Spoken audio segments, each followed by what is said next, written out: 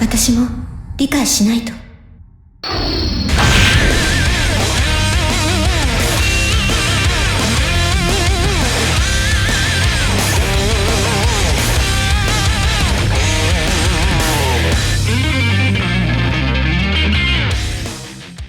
Known for its almost 30-year indulgence into the extreme, Arc System Works' Guilty Gear franchise has enjoyed a meteoric rise to success after spending many years within the niche underbelly of anime fighters.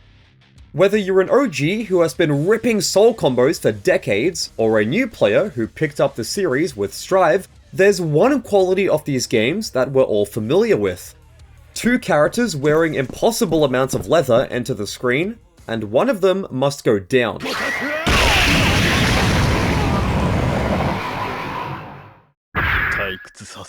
But what if we wanted to flip this notion on its head?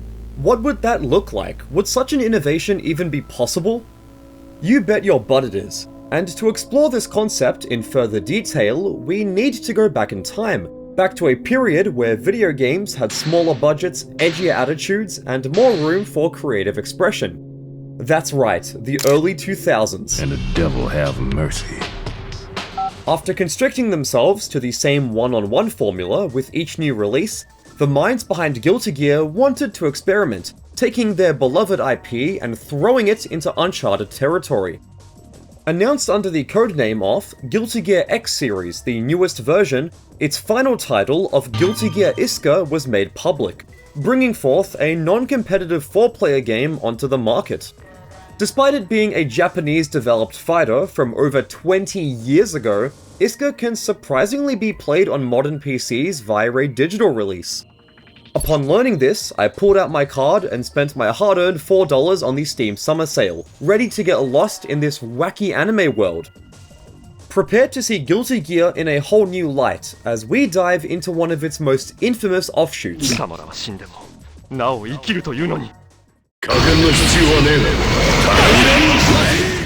I don't know about you, but when I hear the phrase spin-off be used to describe a video game, I assume it's referring to a genre switch-up. The Legend of Zelda becoming a first-person shooter, Metal Gear Solid turning into an isometric strategy game, and the House of the Dead transforming into a 3D beat-em-up of all things are some of my favorite examples. But Isuka? This looks just like the other Guilty Gears, doesn't it? Well, yes it does, although there are new features that mark a radical shift in game design. For starters, up to 4 players can battle at once, heightening the already chaotic pacing of prior titles. In fact, the amount of carnage on screen is ridiculous, and it can sometimes be a real challenge to keep up with all the visual noise. From what I can tell, the button layout, combo structure, and defensive mechanics remain identical to the Guilty Gear X series. This allows experienced users to jump right in, while also providing a fresh spin on what they've grown accustomed to. As always, killing your opponents is the key to victory, but it's not enough to simply shatter their body. Instead, you've got to eliminate every one of their souls, which is the game's life system. Think of it like one of Super Smash Bros. Stock battles, and you'll know what to expect. Speaking of Smash Bros., I'm sure you're familiar with its colored team battles. Helter Skelter, this is not, dear viewer, as every one of Isuka's characters is given a unique shade of punch. By default, there are 4 colors to choose from, and you can freely play around with team compositions to truly embrace the anarchy. A 3-on-1 fight is quite the opposite of what we would consider to be fair or balanced, but when have such futile concepts ever applied to Guilty Gear? On the surface, there doesn't seem to be anything inherently wrong with this getup, especially if you're a spectator. However, there's one major setback that always screws with my muscle memory, one that I've never seen anyone praise before.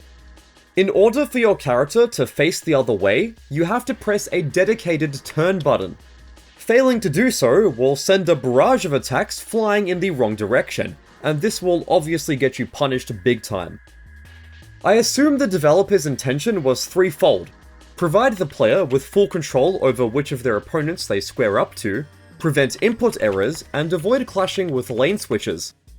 Taking a page out of SNK's Book of Innovations, Isuka's fighters can jump between the foreground and background, leading to a more multifaceted style of showdown. In addition to avoiding those you don't like this way, you can also leap around with a surprise attack. To be honest with you, I kind of forgot that this feature was in the game for most of my playtime. I'm sure that lane switching leads to engaging interactions in live matches, but if you're a loner like me who has no one to play the game with, you'll decimate the AI just fine without it. Plus, with how tumultuous the moment-to-moment gameplay is, I wouldn't blame you if you were more concerned with simply staying alive. Anyway, let's go back to that pesky turn button before we move on. I thought about it while writing this video, and my degree in overanalyzing obscure video game BS led me to believe that when designing this 4-player battle royale, Arc System Works was really stuck between a rock and a hard place. Or maybe between a muscly Indian guy and a 5'4" Japanese girl. You can't force these daredevils to automatically face each other without one of them having a confused seizure if they're in the middle. And you also can't allow players to turn with the joystick, as this will result in the aforementioned input errors. Modern platform fighters have mostly figured this dilemma out with smart input readers, although it's still not perfect. And so I don't blame 2003 ArcSys for slapping an extra button on and calling it a day. Once you've committed the turn button to muscle memory, and believe me, this will take a while, it's not that intrusive.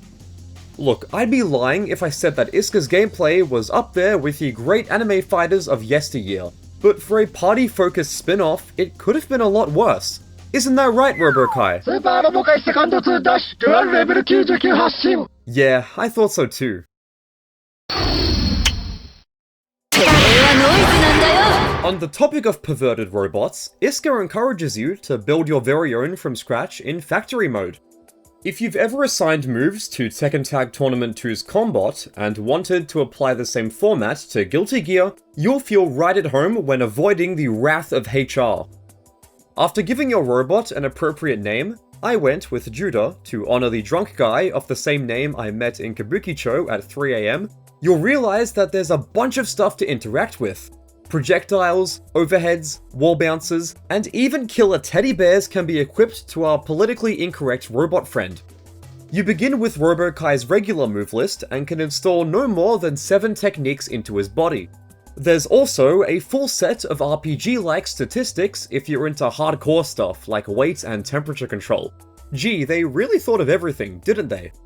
Now, before we get too concerned with what move goes where, we first need to earn some points.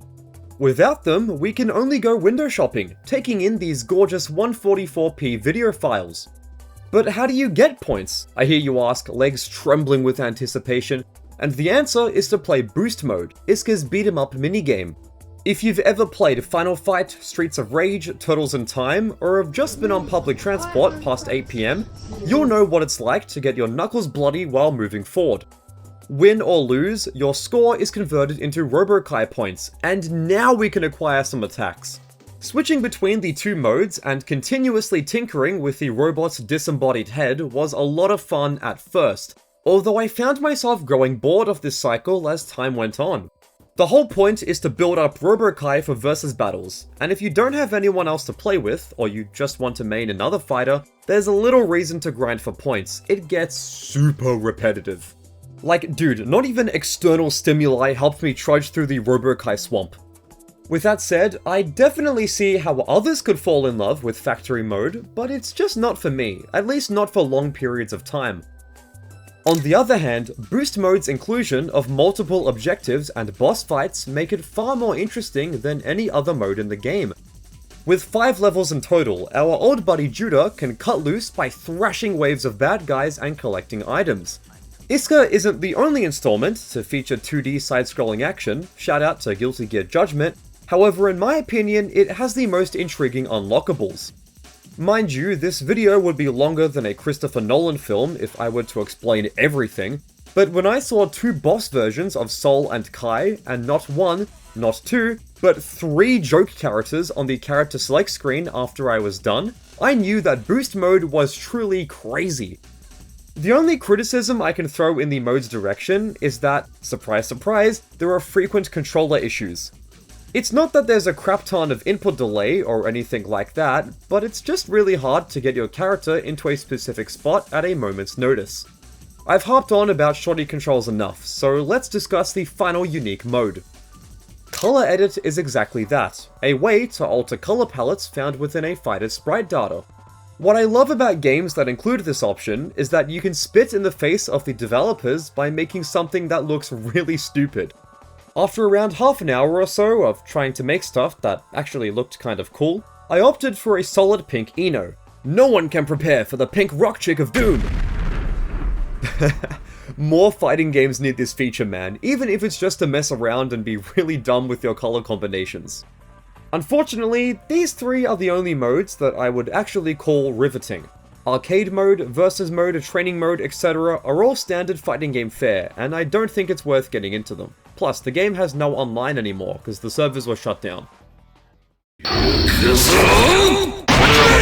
Isuka's focus on party game shenanigans over competitive fighting was a massive shock to the system, like how Final Fantasy adopted real-time battles, or Sega promoting an intermingling of the species in 2006. Ugh. With that mental image in our heads, did people actually like this new version of Guilty Gear? I don't know, dude. I can't imagine Die-Hard fans who were clutching onto their Abaki body pillows, of course it's on Reddit, would be happy with such a sudden change. Similarly, game critics thought that Isuka was mediocre too, and even though they've proven that they are the ultimate antithesis to good taste, I still wanted to mention the game's lack of commercial success. In today's age, the Isuka kiddie pool has sadly been relegated to the mid-2000s and isn't allowed to hang with the big dogs in the jacuzzi. Aside from some obscure manga and strategy guide adaptations, there's almost zero supplementary media to be found. Seriously, it's like Arc System Works has wiped the game off the face of Mother Earth. I'm going out on a limb and assuming that this spin-off didn't have a large budget, so perhaps it wasn't a financial disaster for its developers. Who knows, maybe it turned quite the profit. Before I end the video and free you from this exploration into the absurd, there are a couple of interesting tidbits I wanted to mention. Consider them as a bonus round of trivia, if you will, for making it this far into my ramblings. Unlike other companies that were allergic to porting their fighters to PC, ASW was a trendsetter, releasing native ports of Guilty Gear X and Isuka on Windows. You'll encounter a myriad of issues when attempting to run them on modern PCs, but it's kind of cool how they're right there and ready to go. Also, the series soundtrack has really taken off, so much so that it's arguably eclipsed the core games themselves. Here's the challenge: go online and take a shot every time you see someone mention how Guilty Gear is an album that comes with a free fighting game. Except you shouldn't do that, because you'll die from alcohol poisoning. For all of the love that has been given to the franchise's music over the years, I personally don't think Isuka's offerings are anything unique. They're about what you would expect from Guilty Gear and not much more.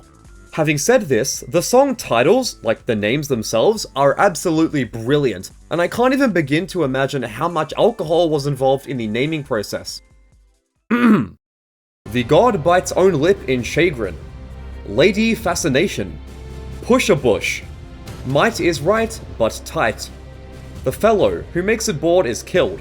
And kill dog as a sacrifice to dog are my favorites. These have to have been horribly mistranslated from Japanese into English, because I can't imagine in a million years that these are the actual intentional names. Outside of these funny tidbits, the game's lack of popularity resulted in a non-existent tournament scene, and what little impact it may have had has since shriveled up and died. You may be gone, Guilty Gear Isuka, but you're not forgotten. Actually, you kind of are, now that I think about it. And with that, we've finally reached the finish line, dear viewer. Looking back on my time with the game, and yeah, I guess I could say I was mildly entertained.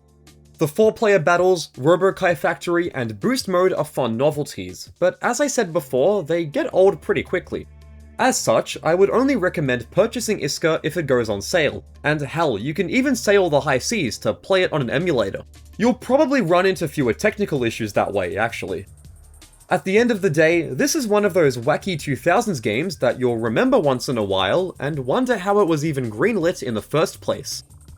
By the way, I hope you enjoyed my coverage of the game.